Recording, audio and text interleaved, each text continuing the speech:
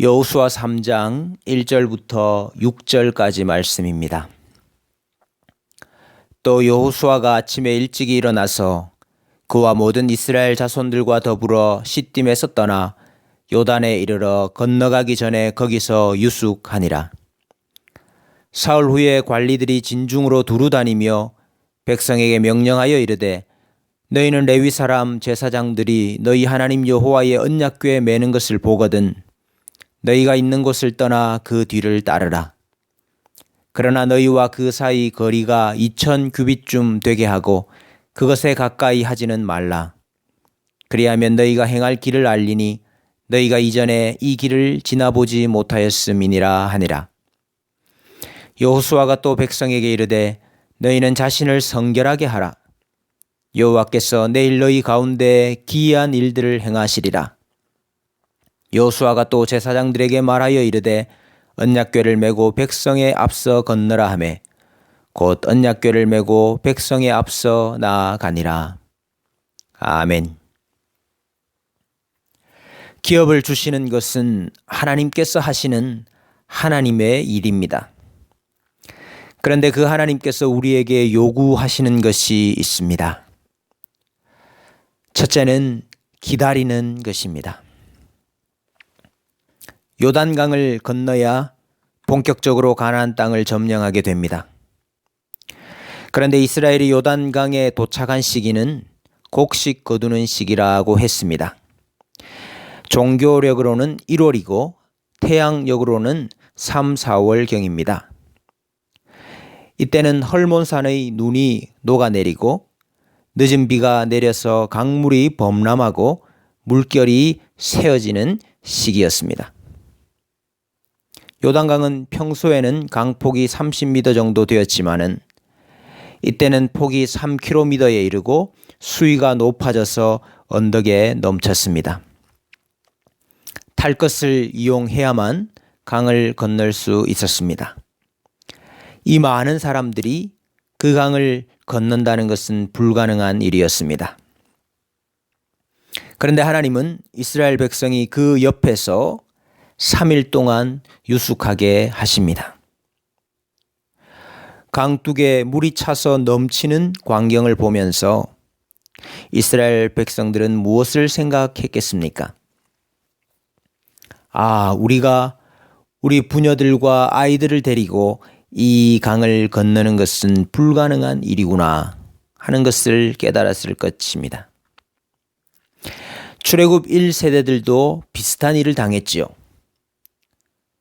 그들도 앞에 홍해를 두고 있었습니다. 그들은 말하기를 애굽에 매장지가 없어서 우리를 이 광야에서 죽게 하느냐. 우리를 내버려 두라. 우리가 애굽 사람을 섬길 것이라 하지 아니하더냐. 그때 모세는 말했습니다. 두려워하지 말고 가만히 서서 여호와께서 오늘 너희를 위하여 행하시는 구원을 보라. 여호와께서 너희를 위하여 싸우시리니 너희는 가만히 있을지니라. 그렇습니다. 이스라엘 백성들에게 요구하시는 것은 가만히 있는 것입니다. 기다리는 것입니다. 기다림은 믿음의 행위입니다. 왜냐하면 내가 하는 일이 아닙니다 하는 고백이기 때문입니다. 하나님께서 우리를 위하여 대사를 이루실 것을 믿는 믿음이기 때문입니다. 그런데 사람들은 아무 일을 하지 아니하고 가만히 있는 것을 가장 힘들어합니다. 아브라함도 가만히 있지를 못했지요. 하나님의 약속을 스스로 이루려고 했습니다. 그래서 다메섹 엘리에셀이 내 상속자입니다. 이스마엘이 내 씨입니다. 끊임없이 자기 시도를 했습니다. 물론 좋은 의도였습니다. 그러나 그것은 하나님의 방식이 아니었습니다. 하나님은 우리를 기다리게 하십니다. 스스로 이룰 수 없다는 믿음을 가질 때까지 말입니다. 사울도 기다리지 못했습니다. 7일 동안을 기다렸는데 사무엘이 오지 않자 자신이 전쟁을 개시합니다. 하나님이 우리를 위하여 싸우신다 하는 믿음이 없기 때문에 기다리지 못하는 것입니다. 기다리면 아무 일도 일어나지 않을 것 같습니다.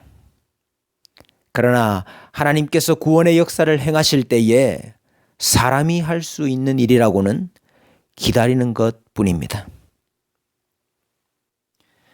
지금 나의 형편이, 우리 가정의 형편이 요단강 가에서 3일간 유숙하고 있는 상태일 수도 있습니다.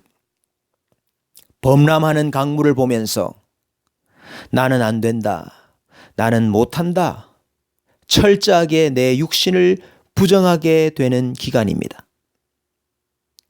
내 자신의 힘과 능력과 지혜로 안 됨을 깨닫는 시간입니다. 그러나 도망하지 마십시오. 애굽으로 돌아가자 하지 마십시오. 하나님의 구원은 언제나 그 자기 부정을 통해서 일어나기 때문입니다. 자기 부정의 기다림이라는 시간을 통해서 하나님께서 일하시기 때문입니다. 이스라엘 백성들이 언제까지 기다렸습니까? 하나님께서 일하실 때까지 기다렸습니다. 3절 말씀에 너희는 레위 사람 제사장들이 너희 하나님 여호와의 언약궤 매는 것을 보거든 너희가 있는 곳을 떠나 그 뒤를 따르라. 하나님이 일어서셔야 우리가 일어서는 것입니다. 하나님이 앞서 가시면 그제서야 우리가 뒤따라가는 것입니다. 하나님께서 일하실 때까지 가만히 기다리는 믿음이 있기를 원합니다. 자기 부정의 믿음, 언약을 이루시는 신실하신 하나님에 대한 믿음이 우리 가운데 있기를 원합니다. 둘째로 하나님께서 우리에게 요구하시는 것은 성결함입니다. 하나님께서 이스라엘을 위하여 구원을 행하시지요. 하나님께서 자기 백성 가운데 오셔서 구원의 일을 행하시는 것입니다. 하나님의 임재, 하나님의 영광의 현현을 앞두고 있습니다. 그런데 하나님께서 우리 가운데 임하시면 죄된 것이 살아남을 수가 없습니다. 부정한 것이 존재할 수가 없습니다. 죄와 부정한 것은 하나님과 함께 있을 수가 없지요. 그래서 5절 말씀은 이렇게 이야기합니다. 여호수아가 또 백성에게 이르되 너희는 자신을 성결하게 하라. 여호와께서 내일 너희 가운데 기이한 일들을 행하시리라. 여호와께서 우리 가운데 기이한 일을 행하시기 때문에 우리에게 요구되는 것은 성결입니다. 거룩입니다. 그래야만 하나님께서 우리 가운데 거하실 수 있고 일을 행하실 수 있기 때문입니다. 가나안 정복 전쟁의 승패는 그러므로 거룩에 달린 것입니다. 하나님이 우리와 함께 하실 수 있느냐 없느냐 거기에 전쟁의 승패가 달린 것입니다. 이스라엘 백성들이 어떻게 블레셋을 이길 수 있었습니까? 미스바에서 회개 운동을 했을 때였습니다. 이스라엘은 회개했을 뿐인데 전쟁에서 이겼습니다. 회개가 능력이고 거룩이 능력이기 때문이지요. 그러므로 우리는 죄 짓지 않으려고 노력해야 합니다. 입으로 죄 짓지 않으려고 노력해야 합니다. 눈으로 죄 짓지 않으려고 노력해야 합니다. 손과 발로 죄 짓지 않으려고 노력해야 합니다. 이 악한 세상 가운데서, 이 미혹하는 세상 가운데서 우리의 마음을 잘 지켜야 합니다. 그것이 우리 가운데 하나님이 역사하시는 지름길입니다. 우리 가운데 여호와의 영광이 가득하게 되는 방법이 바로 거룩입니다.